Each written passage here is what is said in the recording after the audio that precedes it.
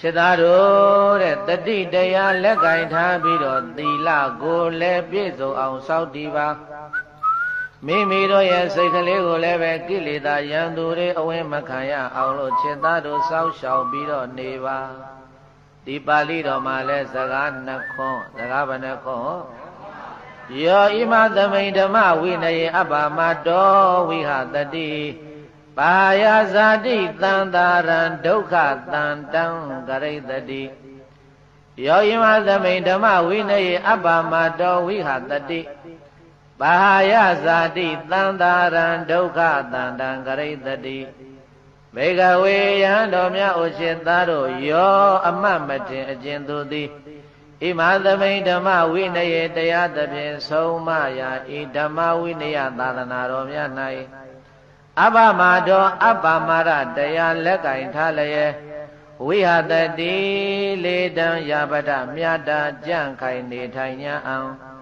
သောထိုတရားလက်ကင်နေထိုင်သောသူသည်ဇာတိတန်တာရံအဖမဖြစ်၍ပြောင်းရွှေ့ခြင်းလျာဘဝတန္တရာကိုပါယပဲဆွ၍ဒုက္ခသာဆက်တန္တရာဝဤအန္တံကပပိဖုံအပြည့်စုံကိုကရိတတိမဉ္ဇဉ်လေးဆိုင်အယပိုင်သဖြင့်ပြုနိုင်ပေလိမ့်မည်လို့ဘဂဝါဘုန်းတော်6စုအောင်လန်းသူဖြစ်တော်မူသောဘုရားရှင်ကိုယ်တော်မြတ်ကအဝါစာကရုဏာရှိထားမေတ္တာအဖြင့်မိန်ကြားတော်မူလိုက်ပါပေသတည်း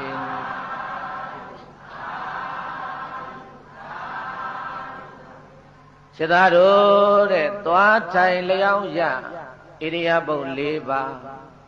လျောင်းထိုင်ရသွားဣရိယာပုတ်၄ပါးလုံးမှာတတိတရားလက်ကင်ထားပြီးတော့မမေးမလျော်တော့အပ္ပမတာတတိတရားကိုလက်ကင်ထားပြီးတော့ခြေသားတို့နေကြမယ်